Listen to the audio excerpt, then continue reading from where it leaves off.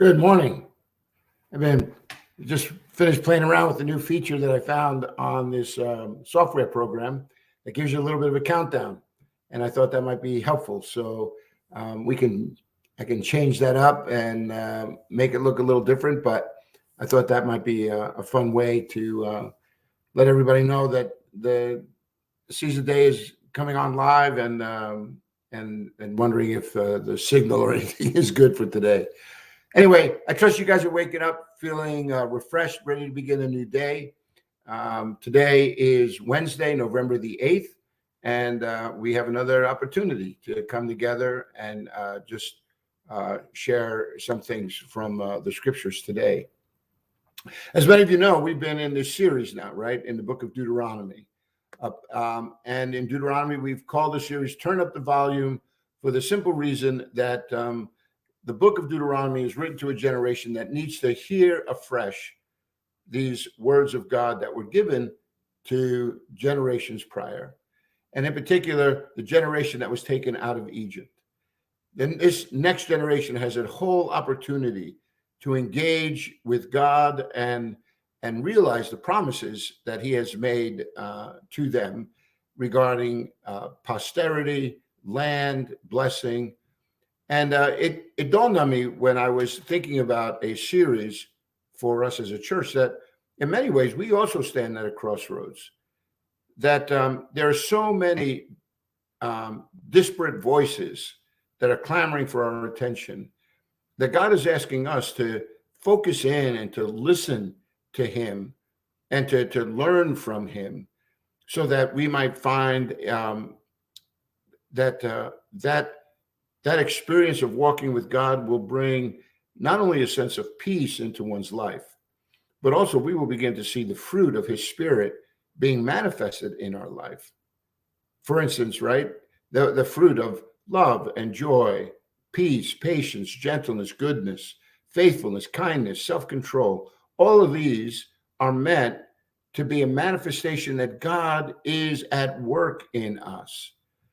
You know, I had a conversation with one of my boys about a week or so ago. We were talking about spiritual disciplines and how we can keep from getting stale in our life. And he started talking about some of these qualities, and I reminded him again that these qualities, right, these virtues that we just finished mentioning, right, like love, joy, peace, all of those things, they are not the end in themselves. It's not like we're pursuing peace or we're pursuing joy or we're pursuing love. What we are pursuing is the one from whom all of these virtues come. So they are the fruit of the Spirit that now resides in us. So if I walk in the Spirit, if I am seeking to follow in the ways of God, if I am allowing him to renew my mind, right? If I am putting into practice the things that he's teaching me, the fruit of all that endeavor are the very virtues that we're seeking. So rather than, you know, getting frustrated, looking for joy, and then finding ourselves, you know, being disappointed, my goal is to pursue Jesus, to allow his words to influence me to the point where, and I look around and suddenly I find in a way that goes beyond explanation, God brings a sense of joy into my life. He brings this sense of peace. Suddenly my heart is a little bit more loving towards other people. And it's not because I was seeking that on its own, but it is the byproduct of what it means to walk with God, to walk in his way. And I think that's exactly what Moses has been teaching the Israelites here as they are camped, ready to cross the Jordan River and begin this occupation of this land. And so this turn up the volume is to make sure that we're really listening to what God has to say to us. Well, in our study, we are now in the chapter 8 of Deuteronomy. And in Deuteronomy chapter 8, we have learned a few things. We began by taking a look at this chapter and recognizing that this book is all about disciplined thought, because the text itself, right? It starts off with, the admonition here to be careful to follow every command I'm giving you today.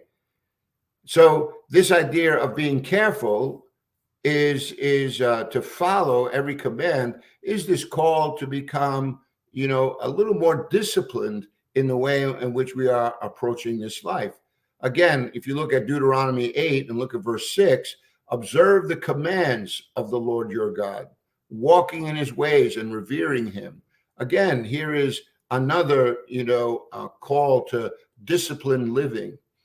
Now, as we began to look at this theme of discipline, we began to see this week that what Paul is calling us at the core of this discipline, Moses is calling us to be disciplined in our thoughts, and especially when it came to being in terms of disciplined thought in trying times. And we said that because when you look at this text, he begins to remind them what God was doing in that wilderness experience. And I mentioned this, and I hope it didn't escape your notice, because I think it's a really valid point to consider, and it could bring I think a real sense of comfort into one's life. And that is this: sometimes God will use circumstances in various ways for different reasons. So for instance, that desert experience for that first generation that came out of Egypt, it was all about a punitive discipline, right? God was dissatisfied with their responses. He had just finished bringing them out with a mighty hand from this oppressive, slavery in Egypt, and has done so with, just works that could only be accomplished by God. Parting of a Red Sea, right? Just the plagues that came, everything that just brought them out.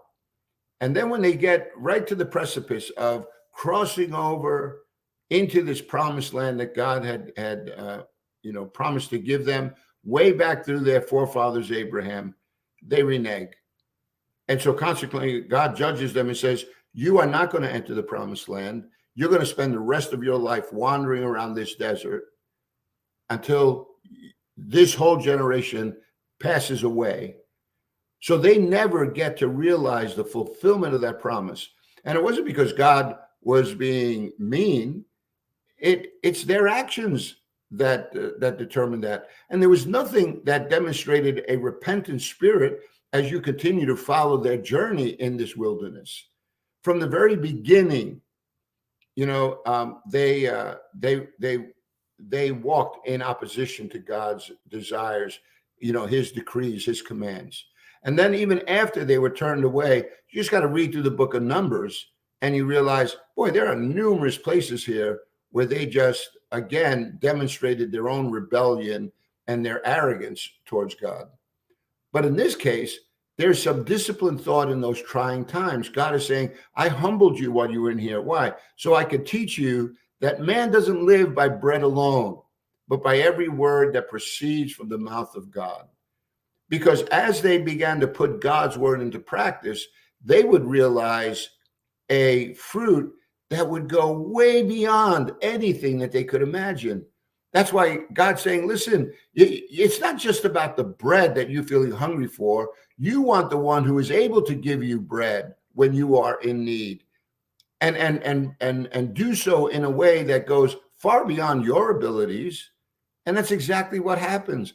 God now says, listen, you listen to me, and I'm telling you, I'm going to give you a land, a good land.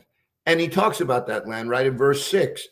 Streams and pools of water, that, springs flowing in the valleys and in the hills, and the abundance of wheat, barley, vines, fig trees, pomegranates, olive oil, honey, all these things, so that there is a lack for nothing.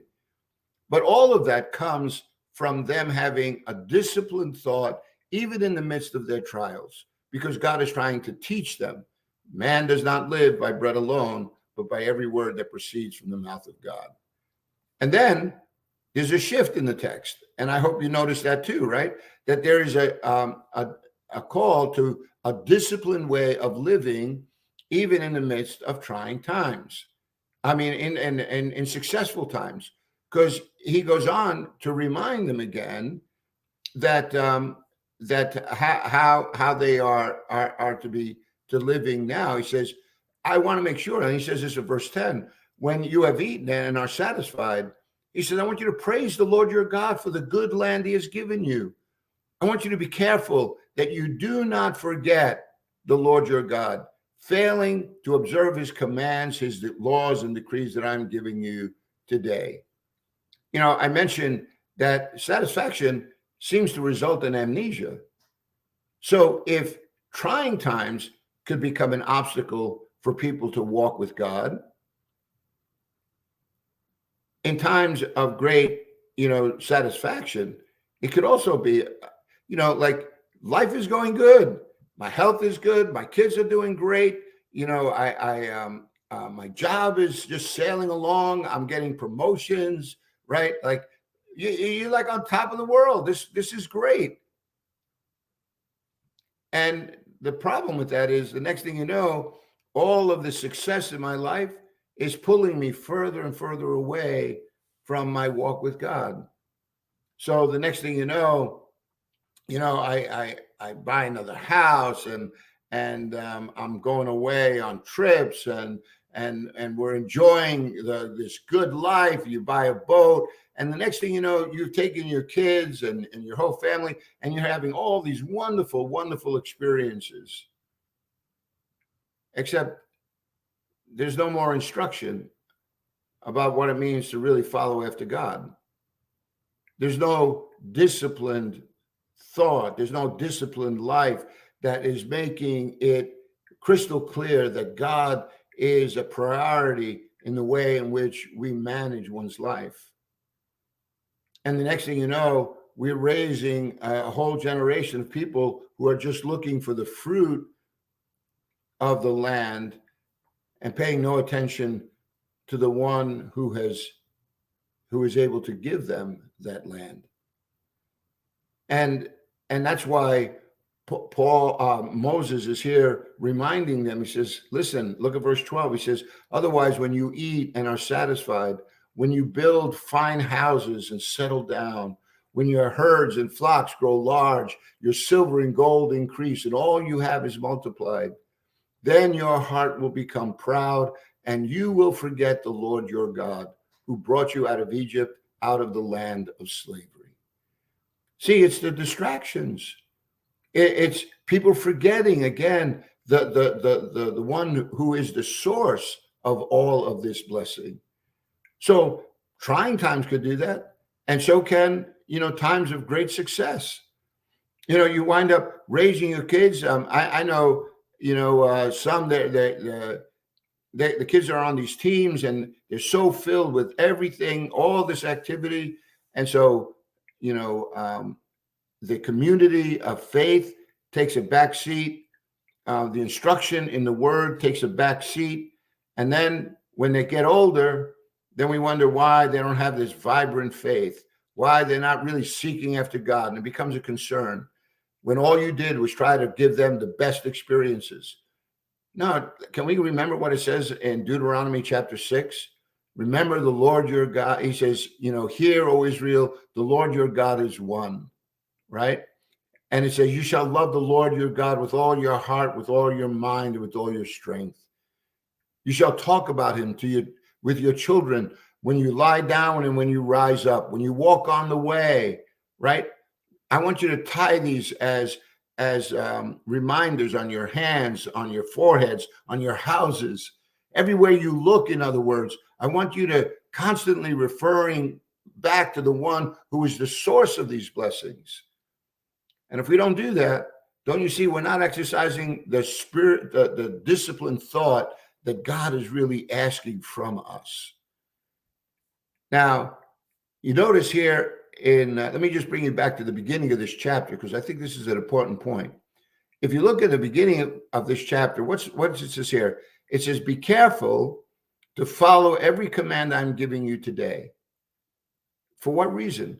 So that you may live and increase, enter and possess the land that the Lord promised on oath to your forefathers. Now, if you were to take this and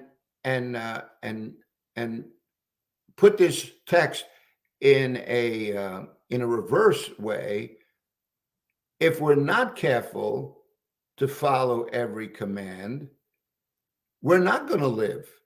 We're not going to increase. And we're not going to enter and possess the land that the Lord promised on oath to your forefathers. You see, everything is contingent upon the way in which we are engaging God in this covenant that he has made with us.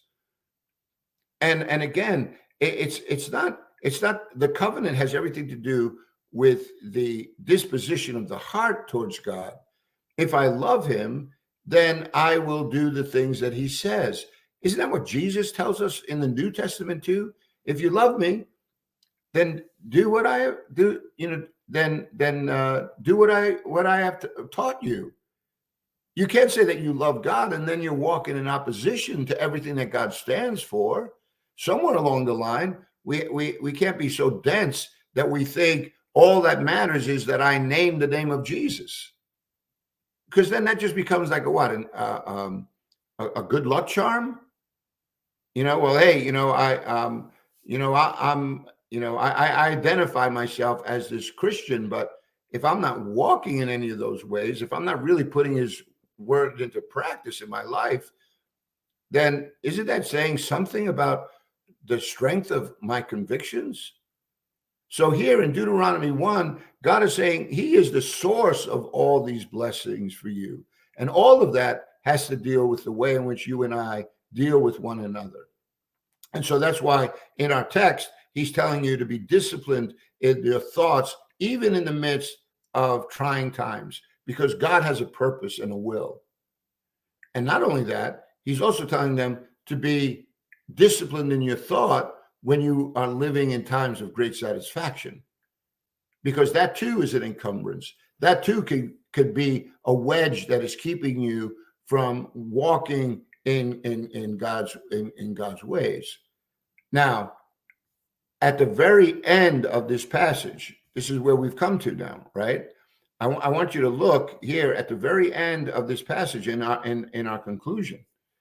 Look at verses 19 and 20. And this is a very sobering, text right now, because remember, maybe you could recall all the way back in chapter 7, when Moses told them, listen, I want you to go in and dispossess the nations because they have increased in wickedness and God is about to judge them. And it wasn't so much that they were the ones who were going to be the judges. God is the judge. We're going to see that very, very clearly this coming week as we look at Deuteronomy chapter 9. But God's going to be the judge. And he's going to dispossess them from that land. And he's going to give it to a people who he wants to walk with him and to revere him, to love him with their hearts and minds and souls and strength, right? And to teach that to their kids. And God says, and in return, I will give you all this blessing. Because who's the one that's going to receive that blessing? It's the people, right? They're the ones that are going to drink of the fruit of the vine. They're the ones that are going to make food from the crops that grow to satisfy their hunger and their appetites, right?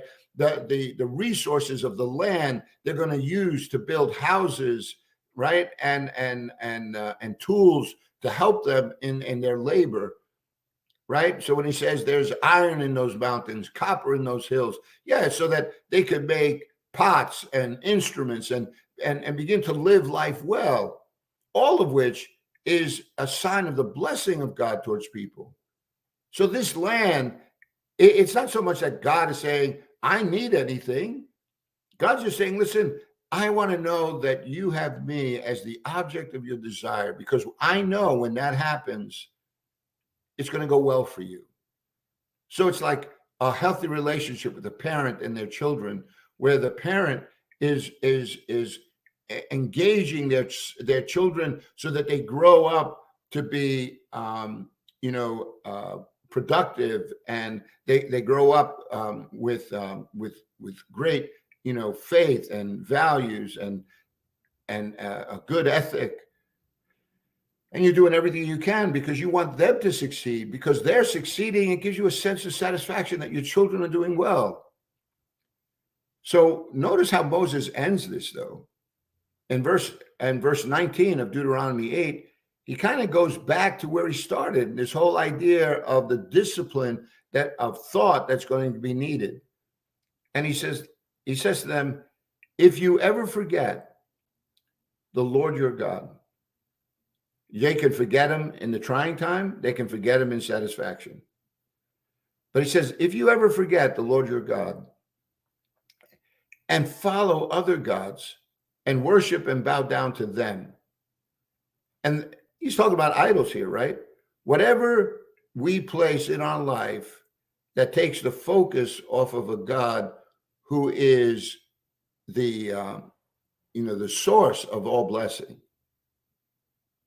Whatever takes that place, we could be chasing after the idol of success or money or fame, right? All these kinds of things. He says, if you forget me and begin to follow these other gods, I testify against you today that you will surely be destroyed. That's a harsh word, isn't it? But what is that saying about God? What is that saying about how God, exercises judgment?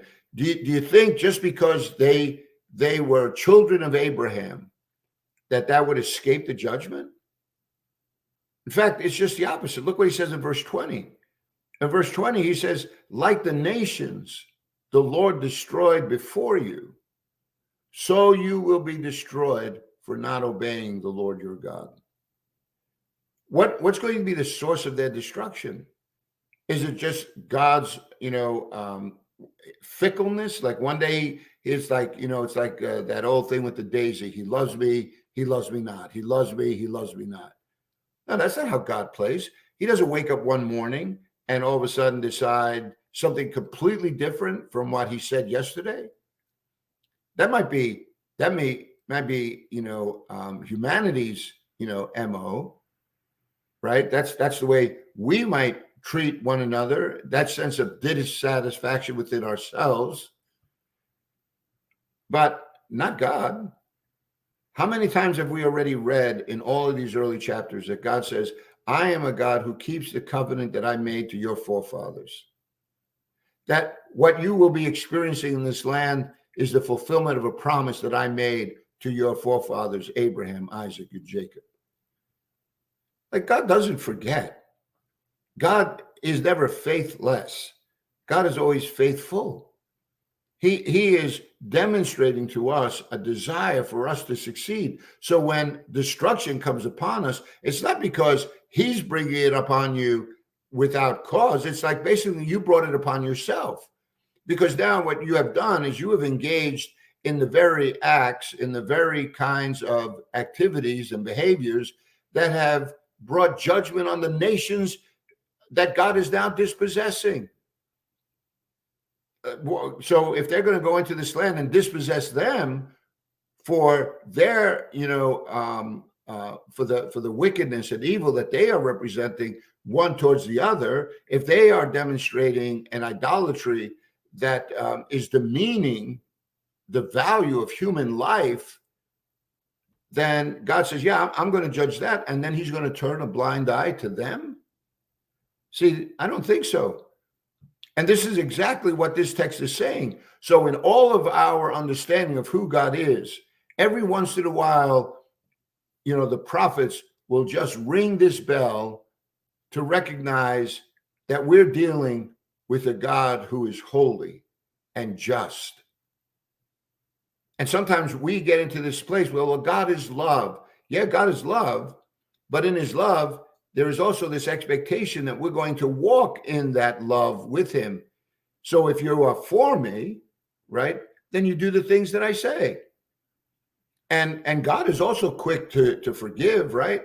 Has he not demonstrated that numerous times to this people, giving them opportunities? I mean, think about it. He brings them out of Egypt. And we're going to see a little bit of this in chapter 9. But I'll just give you a little preview here, right? He brings them out of Egypt, and he gives them these 10 commandments in the most spectacular way, right? Like God himself speaking from the mountains, hand scribing the 10 commandments, all of that. They get this. They're shaken to their core, to the point that they're saying, we don't want this ever to happen again. God, if you have something to say to us, talk through Moses. Because it was an overwhelming experience for them. Moses goes up to receive the rest of the commands that God has for his people. And while he's away, what happens? They build a golden calf and they're worshiping it. All of the gold and silver, all the plunder that they took with them when they left Egypt, they put it into the fire and melted it down so that they could create an idol, like the idols that they just left, that showed themselves to be powerless to bring about any kind of deliverance. You see what I'm saying? It's like, but did God forgive them then? Did he give them another opportunity? See, God is a God of grace, but at the same time, notice what he says here. If you ever forget the Lord your God, follow other gods, worship, bow down to them, I testify against you today that you will surely be destroyed. Like the nations the Lord destroyed before you, so you will be destroyed for not obeying the Lord your God. And part of that destruction comes from within. Part of that destruction is going to be the fruit of the choices that they make. Why? Because their choices now are based not on God's will and his purposes, not on God's decrees and commands, not upon this covenant of love, but it's going to be every man that does what is right in his own eyes. And consequently, there's tension, there is violence, there is wickedness that just begins to flourish. And tell me we don't see that in our day. Tell me that's not what's going on in the world around us on so many levels. We see it being played out every single day. No, there is a much better way to live. It's with disciplined thought in trying times and in successful times. And it's what we need to love God and to walk in his way. Because the message is clear. Discipline your thoughts to remember that God is the source of life and blessing. And it will go well with you. Well, tomorrow, Lord willing, we're going to take another look at a couple of different passages. I'm going to spend one day looking in Old Testament passages, and then we'll end the week looking at a New Testament passage. That just why I do this is because I want you to see that these thoughts that Moses is developing is something that it has legs. It travels throughout all of the Old Testament and well into the New Testament, because God is the same yesterday, today, and forever. He's not saying something new. Every generation is given this opportunity to know the God who has given them life. And he promises us an abundant life if we just heed his words. So, my friends, thank you so much for being a part of today's Seize the Day. Thank you for joining me on this Wednesday, October the 8th. And as always, seize the day, never forgetting that God is good all the time. And Lord willing, we'll spend some more time again tomorrow. So God bless, my friends.